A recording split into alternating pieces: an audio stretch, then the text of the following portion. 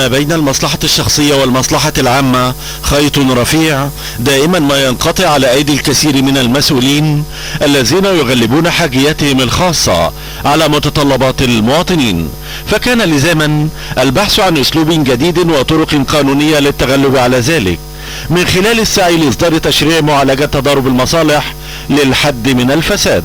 البحث في نزاهة الحكام، بمعنى بإلزامهم بأنهم ما تولوش أمور يقع فيها تعارض بين المصلحة الوطنية ومصالحهم الخاصة، ومنها إجراءات تتصل بالشفافية مثل ضرورة إعلان الذمة المالية للناس، تسليم الأموال لجهة لإدارتها. المشاركون في مؤتمر معالجة تضارب المصالح تناولوا جهود الأمم المتحدة والاتحاد الأوروبي في مساعدة مصر في إيجاد آليات لمكافحة الفساد واستعادة الأموال المهربة للخارج. With this additional contribution, the support that we have earmarked.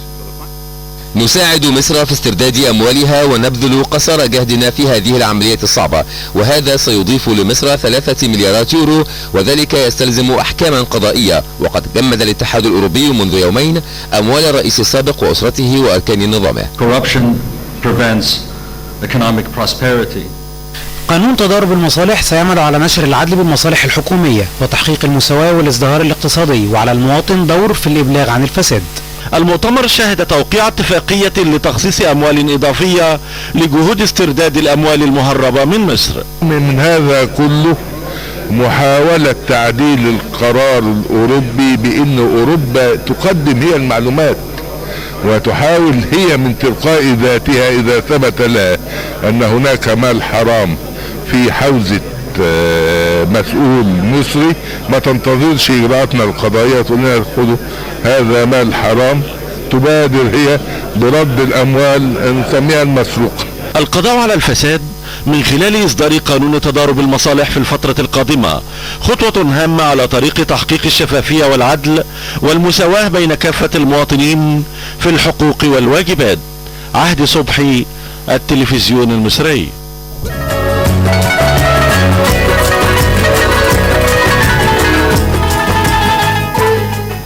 سجلت مؤشرات البورصة المصرية مكاسب قوية لدى إغلاق تعاملات الأسبوع، مدفوعة بارتفاع أسهم شركة أوراسكوم للإنشاء والصناعة، مع تردد أنباء عن قرب حدوث انفراجة في أزمتها مع مصلحة الضرائب.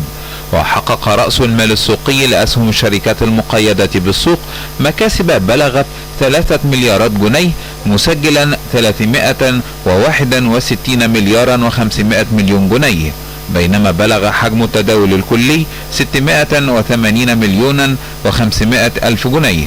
ووسط عمليات شراء ملحوظة من قبل المستثمرين العرب والمصريين قابلها تواصل عمليات البيع من المستثمرين الأجانب، قفز مؤشر البورصة الرئيسي EGX 30 إلى أكثر من 1%، متخطيا حاجز 5000 نقطة، فيما ربح مؤشر الأسهم الصغيرة والمتوسطة EGX 70 ما نسبته 0.7%، وامتدت المكاسب إلى مؤشر EGX 100 الأوسع نطاقا ليضيف 1% إلى قيمته.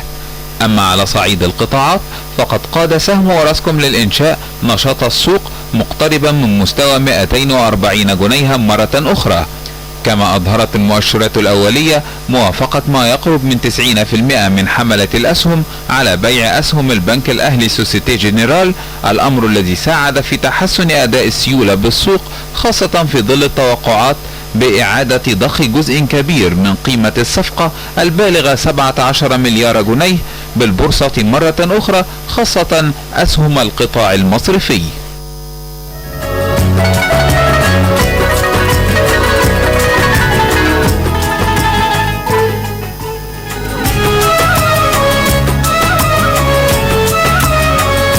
صباح الخير مرة أخرى مشاهدينا، أهلا بكم في هذه الفقرة الأسبوعية نتحدث فيها عن الاقتصاد في أسبوع منقضي وتوقعات لأسبوع جديد.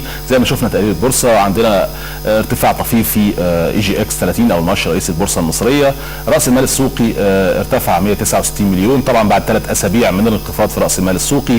لدينا أخبار هذا الأسبوع، طبعا تخفيض تصنيف الائتماني لمصر من مؤسسة موديز من B3 إلى BAA1، ونتحدث ايضا عن من بي 3 الى بي اي 1 CA1. هي دي الفكره نفسها، ان احنا بنتكلم في التصنيف الائتماني ما زال يخفض من اكثر من مؤسسه ائتمانيه، وكان بيصحح لي استاذ طارق حجازي الفكره الاساسيه، وهي فكره التصنيف وصل الى ايه.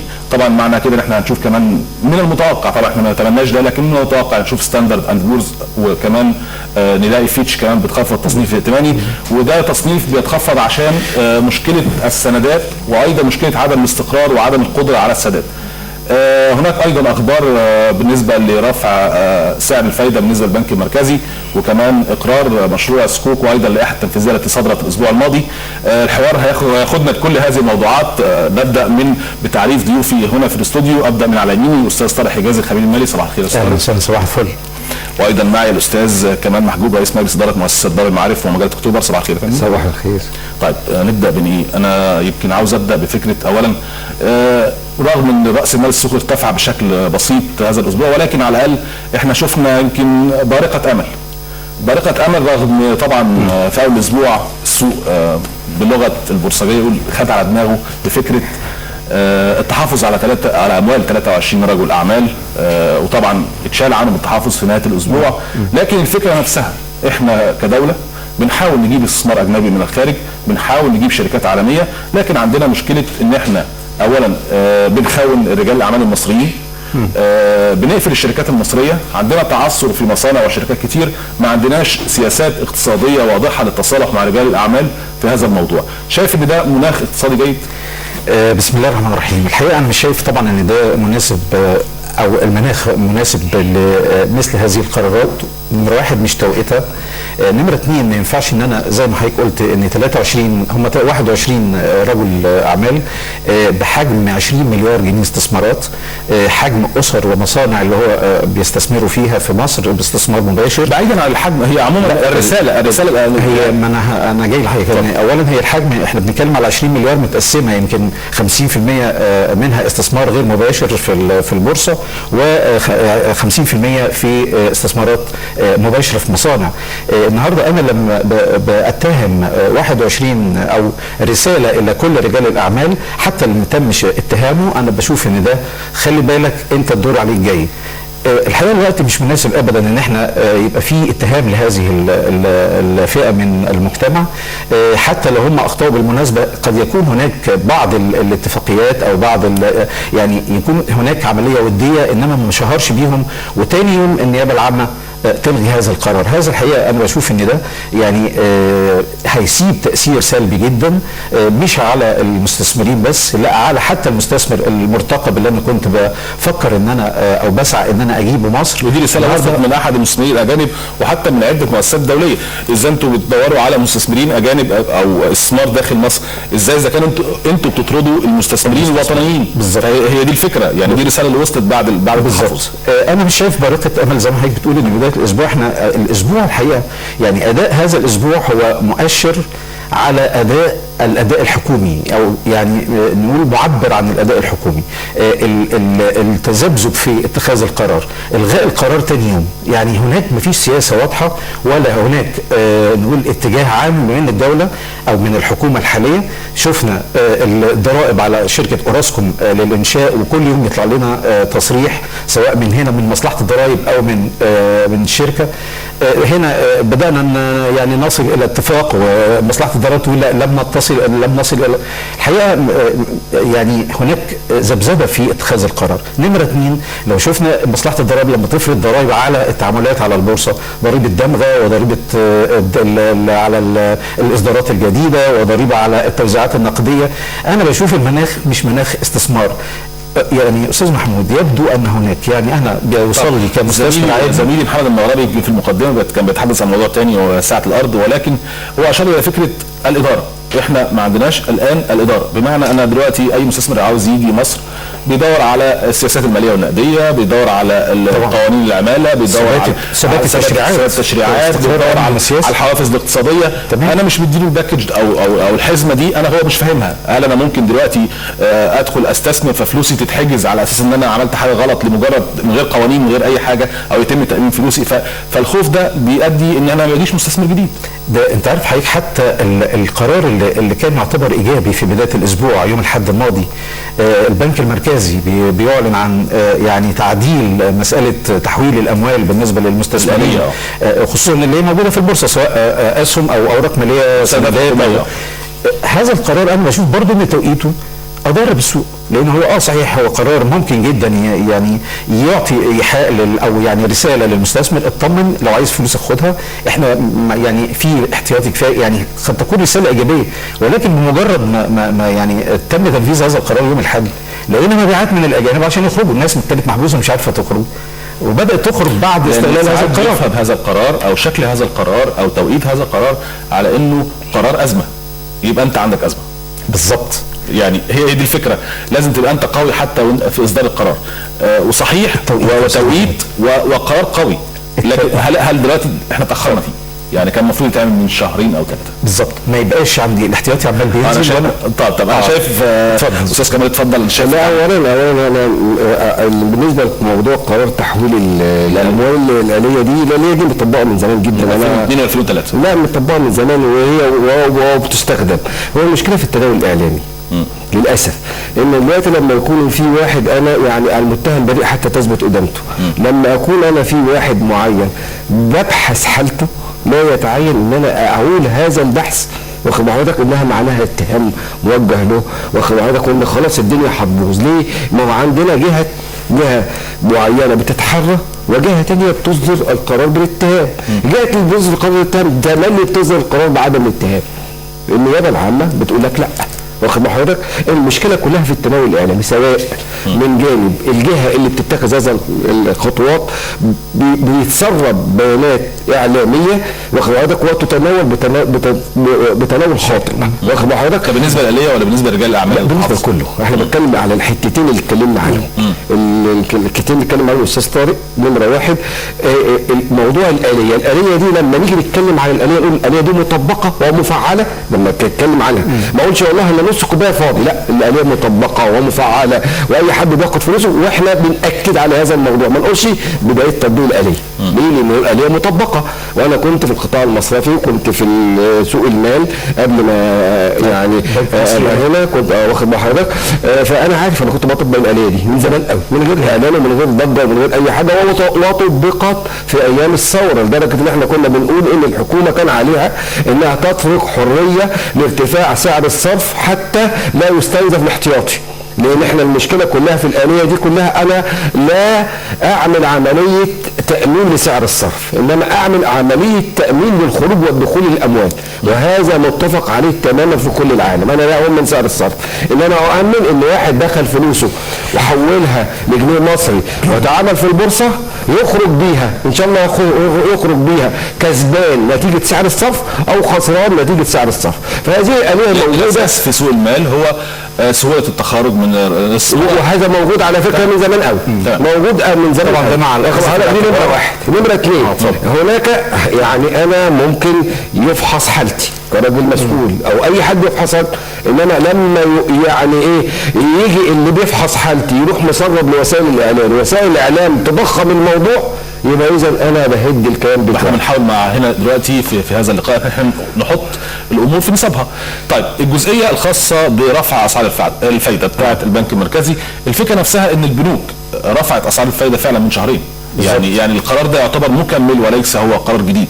والله هو سعر الفايده بتاع البنك المركزي اساسا بيبقى هو المؤشر، لان هو البنك المركزي بيقول والله لما يبقى عندكم فوائد هتستثمروها بالسعر الفلاني، واخد بالك، بيبقى هو المؤشر. لما يكون واحد بياخد سعر المركزي، سعر البنك المركزي بيسموه البنش مارك او هو الاساس، بيزود عليه او بينقص منه في حاله الودائع وحاله الايه الائتمان. فسعر الفايده ده آلية من آليات يعني زي ما تقول التحكم في حجم النقود، وبالتالي التحكم في التضخم، واخد بال حضرتك، وازاي نوجه النقود لحته دلوقتي هذا يعني القرار تم اتخاذه عشان اولا زياده الودائع وعدم التركيز على الدولار، ام عشان التضخم، ام عشان فكره اخرى، فكره ان انا دلوقتي بسحب السيوله من السوق؟ هو عايز حضرتك لازم لا بس هي كذا حاجه، لا لازم حضرتك هتقول كل ده في الموضوع. هي حزمه بيسموها ايه؟ حزمه السياسات النقديه. وعندنا بنك مركزي بيعمل سياساته النقديه وفقا للقواعد العالميه. فكون ان انا خدت النهارده قرار بزياده سعر الفوائد، الحاجات دي كلها عشان خاطر اقلل ظاهره الدولار ببساطه. واخد بال حضرتك؟ عندي مشكله في ضخ الاموال في الاستثمارات الطبيعيه، اللي هو مثلا اقرض، ائتمن، استثمر في كذا، ففي فائض سيوله. البنك المركزي لما يرفع شويه يمتص فائض تاثير ايضا على هو ده بقى اللي احنا عايزين نتكلم عليه، ان لما يبقى في قرار برفع سعر الفائده من قبل البنك المركزي لازم اشوف تاثيره هيكون ايه على بقيه القطاعات. طبعا قطاع البورصه اكيد هيتاثر بالشكل ده، لان طبعا هنخفض طبعا. ده مش كده بس يا استاذ كمال، ده انت حضرتك السيوله مش بس انت الافراد اللي هم هياخدوا فلوسهم من البنوك ويودوها من البورصه يودوها للبنوك، لا ده المؤسسات الماليه. يعني اذا كان هناك شركات تامين. خلينا نشرح شويه الحته دي. دلوقتي انا عندي بعد ما حصل المشكله بتاعه تخفيض التصنيف الائتماني ده حصل الخميس وما كانش له تاثير قوي، حصل تاثيره هيبان من النهارده. فبالتالي ده تاثير، ده جزء من التاثير على البورصه النهارده او التاثير على اسواق النهارده. لكن كمان واحنا بنتكلم على ده سعر الفايده هياثر كمان، لان احنا شفنا الاسبوع اللي فات متوسط التداول كان ما بين 150 ل 175 مليون. حجم التداول يعني حجم التداول قل جدا. انا عايز اتكلم على موضوع على موضوع تصنيف الائتمان. واحنا اول ما كنا بنتكلم كده انا هقول للمشاهدين كده اخبار حاجه في الكواليس، قال لك بلاش نتكلم على الصكوك في الاول، نخليها في الاخر. هو حقيقه حل مشكله التصنيف الائتماني وحل المشاكل اللي احنا فيها دي هو الصكوك بصراحه. ليه بقى الفكره؟ هقول لحضرتك على حاجه. التصنيف الائتماني بيقول ايه؟ معناه بيقول قدره المدين على سداد الفوائد واصل الدين. هو ده التصنيف الائتماني. لما يبقى تريبل اي يبقى اذا هو عنده قدره على سداد الفوائد ويسدد الديون. لما يحصل تخفيض مثلا من تريبل اي لايه ترتفع سعر الفائده التي يمكن ان يختلط بها المدين. ثم نصل الى حاجه اللي بعد السي مثلا فتزيد لحد ما نقول ايه والله انا مش هقرضه خالص لانه مش هقدر اسدد الفوائد، مش هقدر اديه. بقى احنا بنقول ايه؟ اي حاجه في الدنيا، اي مشروع في الدنيا فردي او زي شركات مساهمه او ايا كان وضعه او حكومي او ايا كان وضعه ايه؟ فيه له حاجه اسمها راس مال مستثمر. راس المال المستثمر ده جزئين لا ثالث لهما. الجزء الاولاني هو حقوق الملكيه اللي بتتمثل في قيمه الاسهم. تمام؟ يعني في اسهم حقوق الملكيه بتتكون من كذا عنصر. يعني البتاع ده اللي هو راس المال المدفوع والاحتياطيات والمخصصات والارباح المرحله. الجزء الثاني بيسموه حقوق الغير. فاتكلم في حقوق الغير دي وحدث بقى عليها كذا حوالي 7 بنود في حقوق الغير. تبتدي خالص ابسطها خالص اللي هو تسهيلات الموردين. واحد اداني بضاعه وما خدش لسه فلوسها هياخدها بعد مده، فدي تعتبر حقوق غير. الفلوس اللي بتتاخد من المكشوف على البنك، قروض البنك، واخد بالك؟ بعد كده نيجي ايه؟ نكبر شويه. البنك بيدي ايه؟ تسهيلات ائتمانيه لمده قليله، ممكن يديها لمده اطول يبقى اسمها قروض متوسطه وطويله الاجل من البنوك. المشروع قوي شويه يقدر ينزل سندات في البورصه. تمام؟ بعد كده ينزل مثلا ايه؟ حاجه اسمها صكوك تمويل برضه في البورصه بتتعمل. نيجي بقى في الاخر خالص الحاجه الجديده اللي جت وتوزن ده كله اسمها ايه؟ اسمها الصكوك. كل الحاجات اللي موجوده التصنيفات اللي قلناها في حقوق الغير دي كلها مفيش حد بيدي فلوس من غير ما ياخد عليها عائد. تسهيلات الموردين، الراجل بيديك تسهيلات موردين ليه؟ عشان يبيع بضاعته ببساطه. البنك بيديك عشان ياخد فايده. سوق المال لما تحط فيه سندات بياخد فايده. كل ده بيتعلق بالتصنيف الائتماني. نيجي في حته بقى الحلوه دي الاخرانيه اللي احنا فكرنا فيها. عندنا 250 مليار دولار بيجروا حوالينا، واللي بيروجهم HSBC، مورجان ستانلي، كل دول بتوع صكوك اساسا. الصكوك بطريقتها فكرتها ايه؟ بتقوم على عاملين. العامل الاولاني الغنم بالغرم، العامل الثاني اللي هو اقتصام العائد بطريقه متفق عليها وفقا لاسس شرعيه. يعني ايه الغنم بالغرم؟ اي حد من حقوق الغير دول وبالذات بيسموها الديون السياديه اذا كانت بنوك ولا حاجه، والله المشروع كسب خسر هياخد فوائده الاول ثم بعد ذلك يدور على راس ماله قبل الدنيا كلها. واخد بالك؟ وبعد كده يجي بقى ايه ترتيب ايه حقوق الغير.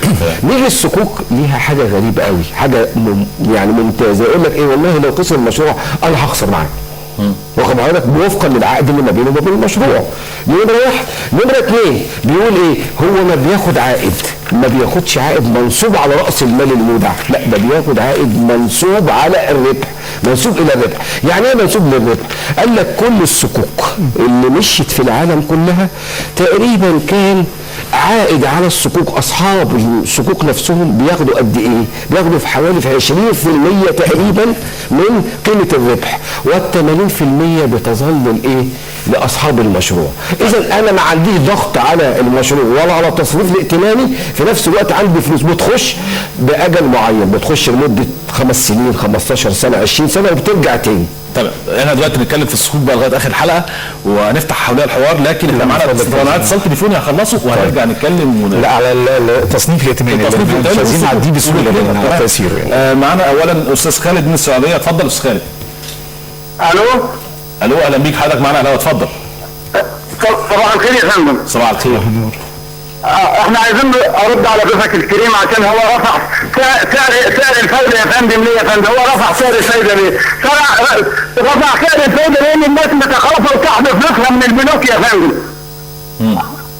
قد يكون ممكن طبعا الناس كلها عماله تسحب فلوسها من البنوك ومتخوفه يا فندم. لا مش كل بس لا حقيقه. وبعدين لما كناش هنتحول لمشروع قومي حقيقي يا استاذ محمود اللي انا كلمتك عليه، البلد بتروح في الجحيم. تمام. فكرتك وصلت يا استاذ خالد. معانا استاذ ايمان من اسكندريه، اتفضلي يا استاذ ايمان. استاذ ايمان صباح الخير. صباح النور. اتفضلي حضرتك معانا على الهواء، اتفضلي. لو سمحت بالنسبه للاسهم بورصه، يعني انا شايفه تعب كتير جدا في المصالح خاص معينه.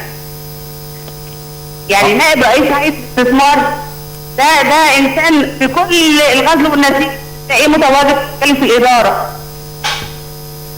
صوت مش واضح. نائب رئيس البورصه يمكن انا نائب رئيس هيئه الاستثمار. نائب رئيس هيئه مجلس الغزل والنسيج كلها في كل شركات الغزل والنسيج في مجالس ادارتها. بيتلاعبوا في البورصه بتاعت الغزل والنسيج، وبرضه فيهم يد في الشركه في الغزل والنسيج. طيب يعني انا متهيألي الاسم اللي هي بتتكلم عنه يمكن تقريبا طب اخلص تليفونات ونتكلم فيه، لان احنا يمكن كنا بنتعامل مع البورصه وعارفين يمكن جزء كبير من الاسماء. وشكرا استاذ ايمان. معانا استاذ عبد اللطيف من المنوفيه، صباح الخير. فندم صباح الخير على ضيوف حضرتك الكرام.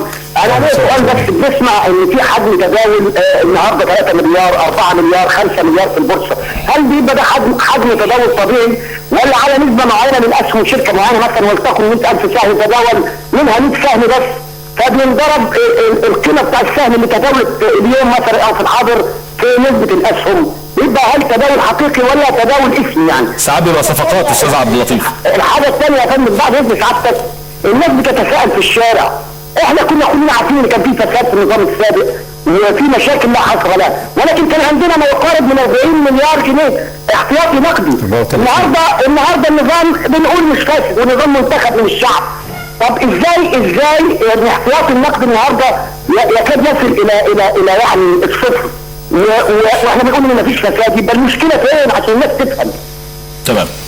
شكرا على مداخلتك استاذ عبد اللطيف. طيب استاذ خالد بيتكلم على مشروع قومي، استاذ ايمان بتتكلم على ان في اعضاء في مجالس الادارات يمكن في اكتر من شركه.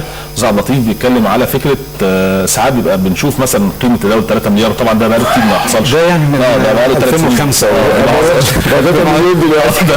يعني بقاله كتير ما حصلش، ولكن التصنيف يمكن لو ردينا عليه لو اسمح لي بالرد، طبعا هو ساعات بيحصل صفقات بيع شركات او بيع صفقه كبيره، وده يمكن الرد على الموضوع.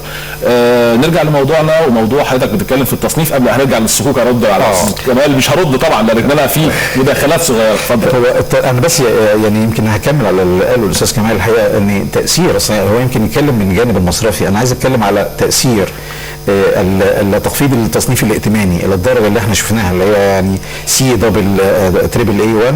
انا بشوف ان دي اول درجه في التعثر. صحيح احنا اعلى من اليونان واعلى من، ولكن تساوينا مع بنجلاديش ومع الاكوادور والباكستان. طب يبقى اذا احنا في مرحله خطر. طيب تاثيرها ايه؟ انا بشوف ان تاثيرها هيبقى اقتصاديا، هيبقى في تاثير مباشر هشوفه على البورصه، وفي تاثير غير مباشر على 3 قطاعات. القطاع الاولاني هو قطاع التامين، وده انا اللي اغفله لان هو قطاع يعتبر من القطاعات الماليه المهمه جدا بالنسبه لي. هو هيتاثر في قطاع التامين، هيتاثر في اتفاقيات اعاده التامين. كل شركات التأمين في مصر كل إصداراتها بتعمل ريق يعني إعادة بتعيد تأمينها مرة أخرى في بلاد تانية أو مع شركات تانية. الاتفاقيات دي من المؤكد أنها هتتأثر خلال الفترة اللي جاية مع تجديد اتفاقيات شركات إعادة التأمين. أنا بشوف أن ده هيتأثر. قد يكون هناك إلغاءات ممكن ما تقبلش مننا هذا الشغل، ممكن تفرض بشروط أعلى وتكلفة أعلى، وبالتالي يبقى هناك تكلفة زيادة على شركات التأمين. أنا بشوف كمان أن بالنسبة لقطاع التصدير، احنا عندنا النهاردة قطاع التصدير مؤكد هيتأثر بالتخفيض التصنيف الائتماني، لأن البنوك اللي هتعمل تغطية لهذا الاستيراد للاستيراد، هتيجي تغطي صفقات الاستيراد، مؤكد هتيجي تقول للعميل لا معلش احنا عندنا شروط جديدة سندية مع أزمة الدولار، دي قصة ثانية كده. يعني ده هيبقى في، يعني أقصد ان هيبقى في هناك تكلفة زيادة. دي نمرة 2. نمرة 3 انا بشوف بقى على الاقتراض. فرض النهارده في بعض المؤسسات المالية بخلاف صندوق النقد، ويمكن عايزين برضه نتكلم على صندوق مشكلة القرض الشهير يعني، انما احنا هنتكلم على ان لو مصر لجأت الى اي مؤسسة مالية اخرى للاقتراض هيبقى بشروط زياده على هذا القرض. المحصله ان انت عندك تاثير في البورصه مباشر، وهنشوف يمكن بدايه من الاسبوع ده، وتاثير غير مباشر هيبقى على تكلفه الدين، يعني تكلفه الديون اللي مصر هتتحملها واللي المواطن هيتحملها. انا بشوف ان ده هيبقى تاثيره في الاجل المتوسط والبعيد. طيب ارجع استاذ كمال، احنا اتكلمنا استاذ كمال على الصكوك، وحضرتك قلت ان 250 مليار دولار هي تقريبا استيراد صكوك، وهي تقريبا من سنه 10 سنين. هنا الحكومه بتأمل، وشفنا على لسان دكتور احمد النجار مستشار وزير الماليه ورئيس الوحده المركزيه لاصدار الصكوك، بيتكلم على ان احنا مصر عاوزه من 10 ل 15 مليار دولار اصدارات صكوك. لكن على حسب السوق اللي احنا بنتكلم فيه وعلى حسب التعثر المالي اللي ما زال حوالينا، يعني مثلا عندنا مشكله قبرص، ده هتاثر لان احنا في بنوك عربيه كتير وبنوك خليجيه كتير هتتاثر بالقانون الجديد بتاع كبار العملاء اللي هيتفرض عليهم ضرائب في الودائع. الاصدارات بتاعت الصكوك وانت اقتصادك متعثر، وفي الاخر وفي الاول هتاخد الصكوك دي تدرجها في البورصه اللي انت اضعفتها بالفعل، يعني انت اضعفت البورصه او اضعفت السوق اللي هتدرج فيه الصكوك نفسها. يعني انا هنا بنتكلم بقى على المناخ. انا هتكلم بقى على حضرتك. اولا طبعا هذا الكلام يعني ايه، احنا بنوصف الصوره، انما احنا بنتكلم كيف نغير الصوره. انا بتكلم على كيف نغير الصوره. الصوره لما يبقى فيه تصنيف ائتماني هيبقى فيه تاثير على كل القطاعات، من ضمنهم التامين والحاجات دي كلها. كل ده وصف للصوره. احنا بنتكلم دلوقتي انا عندي اقتصاد غير رسمي. لما اقول له والله لما كان زمان واحد بيبقى لابس جلابيه قصيره ومربي دقنه ويقول لك احل الله البيع وحرم الربا، كل واحد حاطط فلوسه تحت المناطه بيديها له عشان يعمل هذا الموضوع. اذا الصكوك بتعمل ايه بقى؟ بتعمل الصكوك ايه بقى؟ بتعمل الصكوك ايه؟ بتقول له تعالى في ورقه ماليه اسمها صك. الورقه الماليه دي بتصدر وفقا للقوانين المصريه اللي هي ايه؟ قانون 95 اللي بيطلع السندات واللي بيطلع الاسهم واللي بيدور عليه هذا الموضوع، قانون 159 بتاع الشركات، ونشره اكتتاب زيها زي اي ورقه ماليه. يبقى اذا انا عندي 3 اوراق ماليه اساسيه، ومعروف في العالم كله ان السند والصك دلوقتي بقى هيبقى الصك. معروف ان السندات في العالم كلها بتمثل 70% من حجم التداول في البورصات. تمام. اما يبقى عندي انا الحته اللي هي بتاعت ايه؟ دي حقوق الغير. هنرجع تاني للتصنيف. حقوق الغير لما انا اقويه بمبلغ قوي جدا يجي لي بال10 مليارات ويبقى متداول في البورصه، بيبقى عمليه زي الفل. في نفس الوقت الصكوك بتولد ايرادات و80% بيروح منها لاصحاب حقوق الملكيه. معناها ايه؟ بتصلح التصنيف الائتماني للمشروعات. واخد بال حضرتك؟ لما تصلح التصنيف الائتماني للمشروعات هتصلح التصنيف الائتماني للكل. دي المشروعات اللي لا بص حضرتك، لاي مشروع صح. بس حضرتك حاجه من الاثنين، لا اما بيبدا راس المال المستثمر من دي 1 في العنصرين الاساسيين اللي هو حقوق الغير وحقوق الملكيه، لا اما يكون مشروع قائم ويصدر سندات زي ما يتوسع. ما هو هيتوسع بقى. ما احنا بس من ضمن الوصف اللي احنا بنوصفه واخد حضرتك لابد ان احنا نعرف ان عندنا 90% من امكانياتنا غير مستغله، وسبب عدم استغلالها مشكله اداريه واخد حضرتك، ومشكله ثانيه اللي هي مشكله التمويل. الصكوك دي بتجذب لك موضوع التمويل. وعلى فكره البنوك العالميه من هو زي ما بنقول HSBC سيتي بانك بيقول لك تعالى وانا هديك الصكوك. لما بيديك الصكوك بيديك ايه؟ فلوس الصكوك في اي مشروع مفرزه عن باقي الفلوس اللي موجوده في المشروع. يعني ايه؟ يعني لو انا كان عندي قبل كده مصنع وكنت جبت فيه بالقوانين المصريه الطبيعيه، جبت فيه مكنه آلة بتعمل شغل في هذا المصنع، بتبقى مفرزه عن بقيه المصنع نتيجه ايه؟ نتيجه انها داخله بالتمويل العقاري. خط انتاج منفصل. لا، نتيجه التمويل العقاري. الصكوك هتبقى كده بالنسبه للمشروعات القائمه، تخش وتبقى. بس انا بقول لحضرتك احنا وصفنا، انا بقول لك هذا التأثير هيعمل ايه في الصورة، هيغير الصورة ازاي. انا النهارده لو عندي الدنيا مظلمة عشان انا قافل الشباك وعامل الستارة، لو فتحت الستارة الدنيا هتختلف. مش عارف هل ممكن نستكمل بعد النشرة ولا لا، بس يعني طيب الفكرة نفسها بشكل سريع. انا مع الصكوك كأداة تمويلية ومهمة، لكن هي الفكره السوق دلوقتي شايفه مش جيد لاصدار هذه الصكوك. لكن حضرتك بتقول مثلا في بعض الاحيان بيبقى في الاخوه اللي بيتكلموا على احل الله البيع وحرم الربا، وهي موجوده عندنا مشروعات BOT موجوده، عندنا مشاركه القطاع الخاص موجوده. لكن هي الفكره نفسها مثلا حزب النور قال ان هو غير دستوري، ده بيع للدوله، هيقول ايه؟ لا انا حضرت على فكره المناقشات بتاعت حزب النور وكده كل حاجه، بس كل واحد بيبص حته صغيره. احنا دلوقتي هذا المشروع ده عباره عن زي ايه؟ انت عايز تروح من حته لحته، عملت عربيه BMW واخد حضرتك. البرلمان المصري بيصنع ورقه ماليه داخلها ايه؟ دراسه جدوى ودراسه مشروعيه. فاحنا ما بنتكلمش دلوقتي على دراسه جدوى، احنا بنتكلم ان البرلمان صنع آلة جديده واخد حضرتك جنب الآلات اللي موجوده. احنا نتمنى الخير لهذا الاقتصاد، وده اللي يهمنا المناخ يبقى جيد عشان نجتذب استثمارات سواء من الصكوك سواء من الاسهم سواء من السندات، وهي اداه تمويليه واحنا عايزينها، لانها ما دام هي في الاول وفي الاخر هتدخل الاقتصاد الرسمي زي ما حضرتك بتقول، يبقى احنا محتاجينها للاقتصاد للقدام. لكن هي ليست الاساس. 10-15 مليار لا يمثلوا كتير جدا من الاقتصاد المصري، وهيتعملوا على اكتر من سنه، مش هيتعملوا في ال6 شهور اللي هم متوقعين ان هم ينزلوا فيهم. وكلمه اخيره من هيحتاج سنوات طويله. كلمه اخيره من نبي. والله انا شايف ان طبعا هناك يعني برضه انا بحذر من حاجه محدده، وهي قرارات الاتحاد الاوروبي بل في الاجتماع الاخير. انا اخشى انه يكون هناك يتبعها يعني قرارات عقابيه للاقتصاد المصري، ممكن في مجال السياحه او في مجال الاستثمار. انا بقول ان الحل الوحيد في ازمتنا ديت ليست الصكوك ولا القرض البنك صندوق النقد. هو مشكلتنا هو استقرار امني، استقرار سياسي، ثم انتاج. هو ده القيمه المضافه الحقيقيه للاقتصاد. تمام. انا كلمه لا بس والله ما الوقت لا يسمح. انا الشعب اللي عبر في 73 هيعبر هذه الازمه. طبعا احنا اتكلمنا على السوق، اتكلمنا على كل حاجه، طبعا الوقت داهمنا. يمكن انا بس بعتذر للمشاهدين، كان المفروض النشره تطلع من 3 دقائق ولكن الحوار خدنا. نتجه الان للزميله رغده منير ونشره اخبار 8 صباحا او 8:04. شكرا لك محمود، واهلا بكم في باقة الاخبار المحلية. انطلقت بمحافظة القليوبية فعاليات المؤتمر الادبي ال13 لاقاليم القاهرة الكبرى وشمال الصعيد تحت عنوان الثقافة المصرية والوعي الثوري. إن معظم ما يجرى منذ سقوط النظام يظهر أن أزمتنا ثقافية بالدرجة الأولى، لا أزمة طغاة أو فاسدين.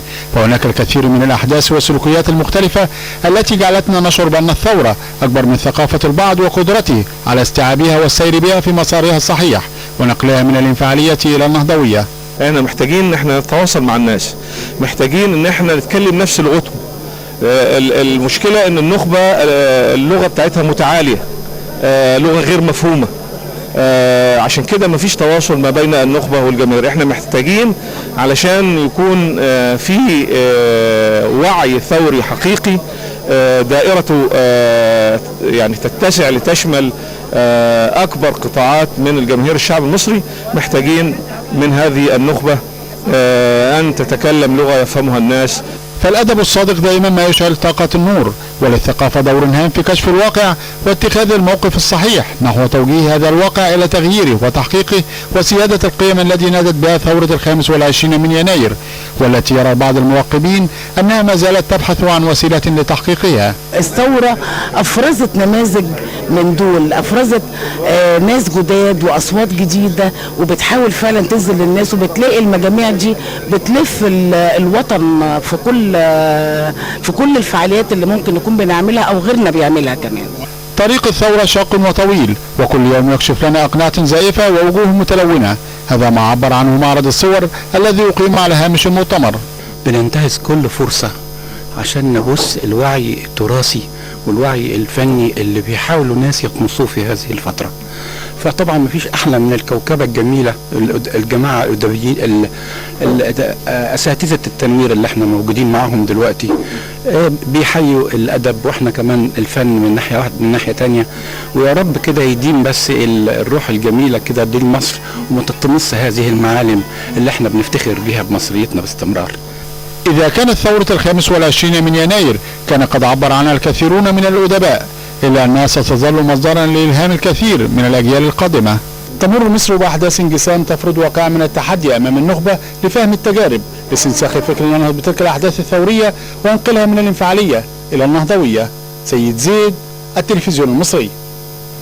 كشفت دكتورة أميمة كامل مستشار رئيس الجمهورية لشؤون المرأة عن انطلاق مبادرة من قبل مؤسسة الرئاسة بالتعاون مع عدد من الجهات والهيئات تخص حقوق وحريات المرأة، فضلا عن توجه مؤسسة الرئاسة للاهتمام بالمرأة المعيلة. جاء ذلك خلال كلمة ألقتها دكتورة أميمة بمعهد القادة بحلوان. أهداف ورسائل عدة يسعى معهد إعداد القادة بحلوان إلى تحقيقها من خلال الملتقى الفكري لمناقشة قضايا واحتياجات الفتاة بالجامعات المصرية، وفي مقدمتها تعزيز احتياجات الفتاة نحو المعرفة المستنيرة وخبرات النجاح. الملتقى الهدف منه إن احنا نحاول نقرب أكتر من الفتاة عشان تعرض هي من وجهة نظرها ايه هي القضايا الملحة اللي بتثير فكرها ووجدانها، وكيف يمكن اشباع الاحتياجات المرتبطة بهذه القضايا. وعشان كده احنا نظمنا هذا الملتقى للفتيات فقط او للطالبات فقط. طالبت الدكتورة أميمة كامل مستشار رئيس الجمهورية لشؤون المرأة عددا من الفتيات من مختلف الجامعات المصرية خلال الندوة بالتحلي بقيم الطموح والمثابرة والتفكير الإيجابي نحو بناء المستقبل، فضلا عن اهتمام مؤسسة الرئاسة بقضايا المرأة. احنا شايفين ان يعني مؤشرات الصحية، المؤشرات الاجتماعية والتعليمية بالنسبة للمرأة المصرية يعني تعتبر قليلة جدا، انا اقدر اقول انها متدنية، وبالتالي محتاجين الى حراك مجتمعي مش يعني لا يقتصر على فئة واحدة ولا على يعني هيئة واحدة التي تقوم بهذا الامر. وعشان كده كان في توجه من الرئاسة ان هي تدعم مبادرة واسعة لدعم المرأة المصرية. الفتيات بالجامعات المصرية عبرن عن استفادتهن من خلال المعسكر بمعهد إعداد القادة، وتحديدا فيما يخص مشاكل وحقوق وحريات المرأة. لسه في الانضباط والالتزام موجود، لسه في خدمات متوفرة للشاب الرياضي، للفتاة الرياضية، حقوقنا موجودة. أنا كفتاة سعودية أولا من جامعة أسوان أكيد هتفيدني إن هبقى عندي خبرة زيادة وتوعية أكبر، إن أنا وعي عندي أسوان كمجتمع صعيدي له أفكار وعادات تقاليده، أطور من الأفكار والعادات والتقاليد بتاعت أسوان، أنميهم.